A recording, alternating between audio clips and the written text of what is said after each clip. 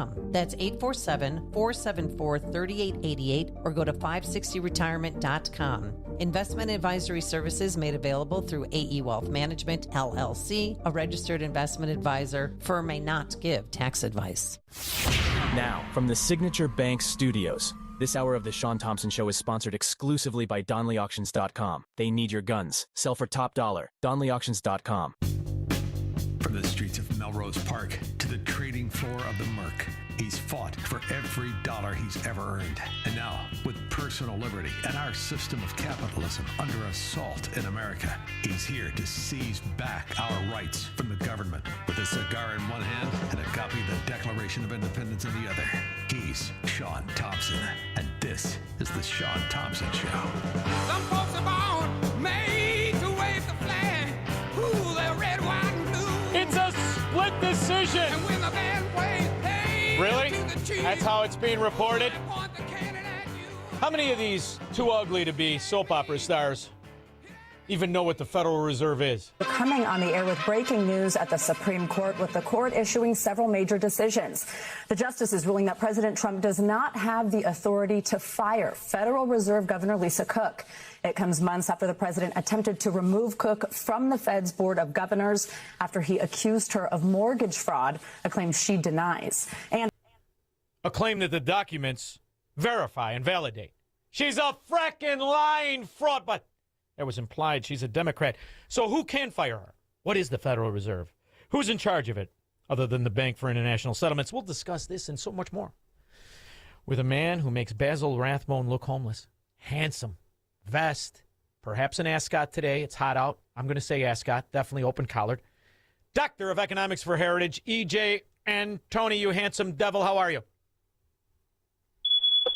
Shaun, I am doing okay. I love the introduction, as always. Thank you. Who can fire this whore who lied on a mortgage document? Well, apparently nobody. She's a god. Look, She's an American god.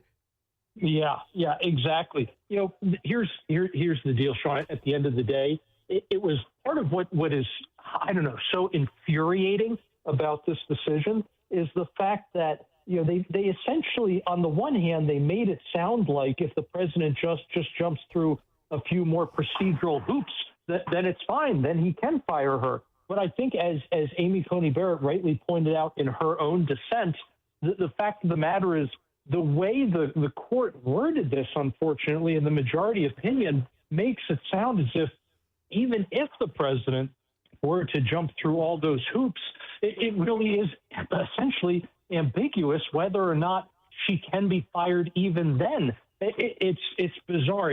I think is yet another example of how the Roberts Court reaches a conclusion that they want and then tries to jump through they try to do these mental gymnastics essentially to get to that result. In other words, they come to the conclusion first and then try to reason backwards to it. But speaking of like what is the Fed, it's amazing how the majority presented one opinion of it that was frankly completely wrong, and then Thomas really nailed both how the Fed was created and what it is, which is an enigma wrapped in a lie told to the American people so they don't realize how much they've been turned into subjects to debt they never agreed to.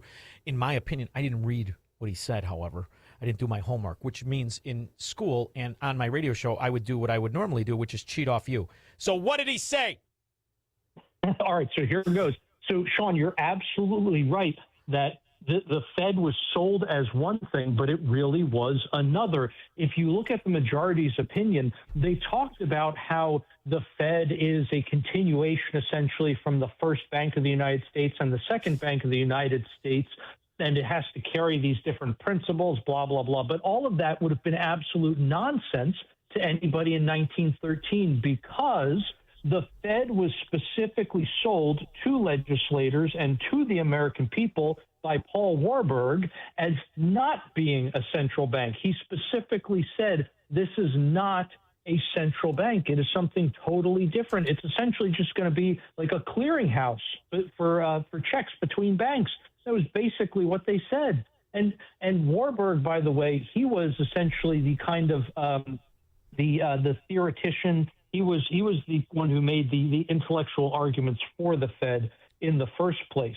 And Thomas actually rightly pointed out that Warburg was the one who came to the United States and tried to model a central bank off of the German Reichsbank, which was their central bank.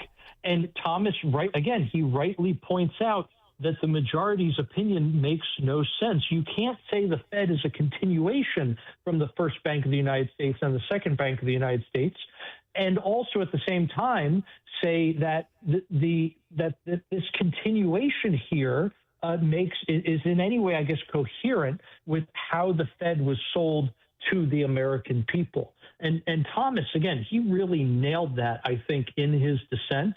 And the majority just, I don't know, maybe their clerks just have never cracked open a history book on monetary policy. That's really what it seems like to me. No, well, they're a bunch of, quite honestly, they're politicians. For the most part. Granted, there are some that are not, but ultimately, I think the Roberts Court will go down as the most political, most intellectually corrupted court that the country's had, arguably, if not in the top three. And the way that I say that is, what was the first thing he did?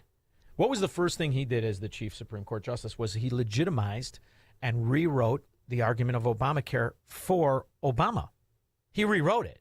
They argued it as a penalty. He rewrote it as a tax. And at the time, it was a major scandal. But that was when I dismayed, as far as I'm concerned, I don't really care what he has to say. Because to me, that is proof beyond the shadow of a doubt. He's just a political whore. And it's funny to see the way in which he's uncomfortable when he has to rule for the Constitution, when he has to rule against the Democrats. He's uncomfortable with it. That's how I view him. And I believe the future will judge him very harshly, not just because of Obamacare, but because of this decision. In essence, it's the admission of all of the accusations people like me and you have made. The Federal Reserve is immune to any reality, any oversight. It is the absence of anything a republic that is a republic of the people should have in control of the economic policies of the country. The Federal Reserve and the people who make it up are gods, and that's the only way you can see it. Right, exactly. And again, this is where Thomas, I think, really nails it, where he points out that the Fed has such tremendous power that the majority opinion really refused to recognize. The fact that the Fed can't have all of this power, but then also be unaccountable to anybody. They're not accountable to the voters because we can't vote them out. And apparently now they're not even accountable to the executive because the executive can't dismiss them. And what was really I don't know, frustrating maybe is the most radio appropriate word to use, Shaun. What was really frustrating in reading the majority's opinion is the fact that they essentially read into the law a bunch of stuff that's not there. Just like, as you rightly pointed out, Roberts read into Obamacare things that weren't there in order to save it. Now Roberts is reading in things into the Federal Reserve Act to try to save Lisa Cook. The court determined that Trump needs to essentially, like I said, jump through these different legal loopholes to fire her, and that he then needs to give her a chance to respond. I'm sorry, nowhere in the Federal Reserve Act does it say that. It says you can fire somebody for a cause. All right, she committed a felony. That would be for cause. That is cause for her dismissal. Nowhere in the Federal Reserve Act does it say after the allegation you have to give her a chance to explain herself. I mean, that's literally what the majority opinion argued. She didn't have a chance to explain herself. Are you kidding me? You committed mortgage fraud. You lied about where you live so that you could get a lower interest rate on more than one mortgage. There's no explanation. Listen, people go to jail for this. Real people, Americans, slaves, as they're known, go to jail for this. And it's not just this dizzy whore. It's Letitia James. It's Adam Schiff. It was Chris Dodd and Barney Frank and Joe Biden, all of whom had mystical, magical loans for their properties and their investment properties through then Countrywide, some Citibank, some Bank of America. And this is the bribery we as slaves prefer because there are no consequences. Where is the outcry? Adam Schiff did the same thing. So did the other scumbag who's gassy, Swalwell. This is normal practice in Washington. So in the defense of the scum, Cook and Letitia, why should they comply? Nobody else does. And if you get to a certain position of power in the government, There are no such things as laws and rules and taxes. Who can fire her? The other frauds? Because what they should realize, and I don't care if Warsh is in there or if they resurrect Greenspan, doesn't matter to me. What they should realize is that reason she exists is because those other board members are just as crooked. What do you think about that? Oh, Shaun, look, there's no doubt about it that there is corruption at all different levels of the Federal Reserve. You have 300-something PhD economists there who are cranking out all kinds of so-called research about DEI and ESG and all this other left-wing nonsense. Basically promoting every liberal academic cause you can imagine. Again, it is literally top to bottom at all these different levels. You can find corruption. It is just it's so sad. It genuinely is. But to your question, it's clear that if you look at other areas of the Fed, such as presidents of the 12 regional banks, there are mechanisms for removing those folks, and those actually have been used before. And we've seen over the last several years different Fed officials at different levels, whether it's the Board of Governors or it's folks at the regional banks. We have seen plenty of folks in recent years removed. Essentially, they were allowed to resign before they could get fired for things like insider trading. So there is some minor, I guess you could say, some minor degree of accountability. But really, when push comes to shove, when you have these high-level players, what recourse do we have now? What does she have to do?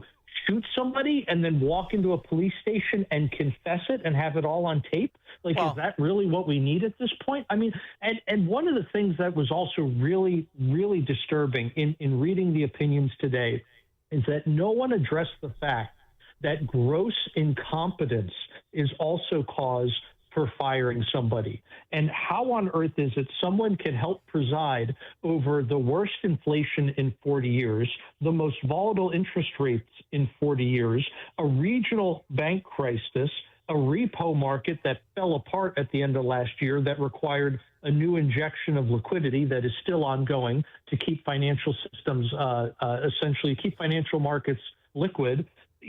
How many mistakes does she have to partake in before we can say that's cause to fire her? Well, this is the excuse, right, of what is called a political party, but really is very strategic in its economic failures and collapses and so-called mistakes. The cover is always, well, I'm stupid. Look at Democrat areas. Look at them. Just take a look at them. And what's fascinating is the tolerance among Americans. And it's almost as if they're embarrassed to say, you're a crook or you're an inside trader or, moreover, you're destroying the value of my equity. When we talk about what is happening in these urban areas, in these once great cities, and when you look at Mandomni, I don't know if you saw the most recent collapses of multi-family properties in Manhattan, but to a unit since Mandomni, just since Mandomni took office, to a unit, the value of the Manhattan multifamily properties is down $175,225 per unit. That has never happened. Not in 08, not in the Depression, that percentage of collapse of value. And it's only because of this fraud. And the same thing in Shirakistan, the same thing in L.A. So ultimately, when you look at putting Democrats in financial institutions because of the pigmentation of their skin or their political connections, calamity, economic calamity, destruction of equity is to follow. And sooner or later, I think it's going to be an undeniable reality. I think it's happening sooner rather than later, especially in New York, especially in L.A., especially in Chicago. And that's for us to capitalize on. We can't argue on the principles of law because when the government is concerned, there is no law. We can now at least educate the 8 out of 10 people who are not dumb enough to be Democrats. What do you think? Yeah, and Shaun, I think you're right. It really is amazing how quickly things are unraveling in New York, and things weren't great to begin with. So it's not like you were approaching any of this from a position of strength, right? And when you see how quickly capital is fleeing the city, it essentially tells you the future direction, right? It tells you which way the city is headed. So it's not just a matter of current market values are going down, but the investment is really drying up and fast. And that means that the market value, I think, is going to continue to go down in the future, at least relative to the surrounding areas, relative to the rest of the country, right? And it really, again, it's astonishing the speed at which it's happening. Some of that probably has to do with the fact that people are more mobile today than they ever were before. Yes. People are, and it's not just people, but also capital in a lot of ways has become more mobile than it ever was before as things become increasingly digitized, less brick and mortar, et cetera. And all of this just points back to this old idea that both money and people are going to go where they're treated well. And when you have not just a socialist, but a communist, although there's really not much difference between the two. What are you talking about? Deodorant? The difference is deodorant. One has aluminum, one has no aluminum or deodorant. That's the only fracking difference. Yeah, pretty much. It's it's not that you're going to drive off a cliff. It's not even which cliff you're going to drive off of. I suppose it's just how firmly you have your foot planted down on the accelerator. And so the fact, Shaun, that we are at a place where people are openly espousing the ideas of communism, that they themselves are communists. I think it goes back to what Thomas Sowell said not that long ago. God bless him, he's in his 90s now. And he said that we are probably at a point in American history, unfortunately, where a lot of Americans who have never lived through socialism or communism, they did not learn about it in school. In fact, they learned a lie that it was somehow great. Those Americans are sadly probably going to have to live through the evils and the pains and the horrors of some socialism before they again start rejecting it. And I think, sadly, that's probably true, especially for New Yorkers. You know what else is fascinating that doesn't get talked about outside of global warming scams? But the reality of what's going on in these big cities is, aside from the collapse of unit value since Mamdani. Now, keep in mind, we're only talking for the last, handful of months in the grand scheme of things.